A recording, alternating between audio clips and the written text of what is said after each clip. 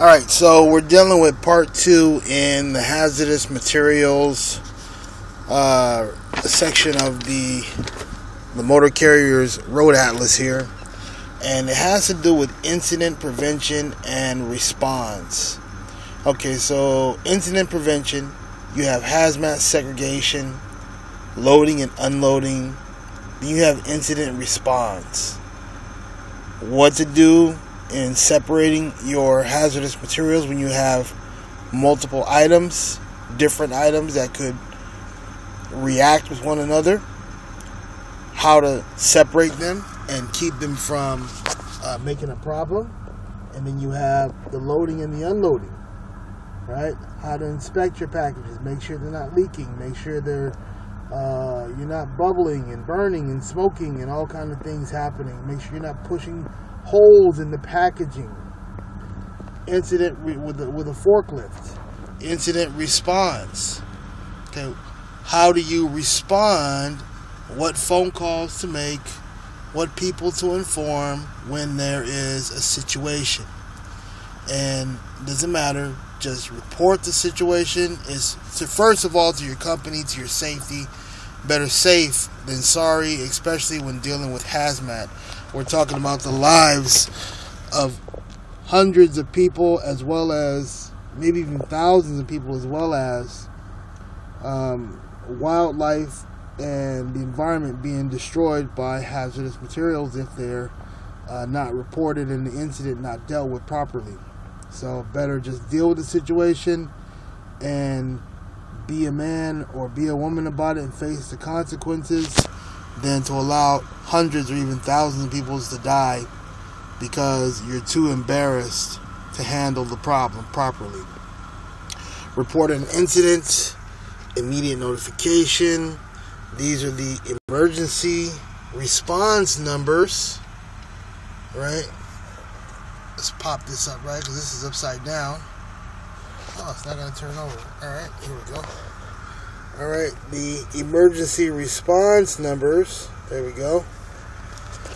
And then, what to carry in every cab. Stepping up security. And why is this thing doing like this? That's weird. Alright, and something very near and dear to my heart. Anti-terrorism tips for drivers. Now, there is a list of anti-terrorism tips, and I am a Muslim guy, and I want you to know, born in America, raised in America, and not every Muslim person is a terrorist. We've seen recently this guy in South Carolina who killed all those people in that church. And this is a terrorist, but at the same time, every Muslim guy, and that guy is not a Muslim, he was considered a Christian. Every person that you meet who's a Muslim is not a terrorist.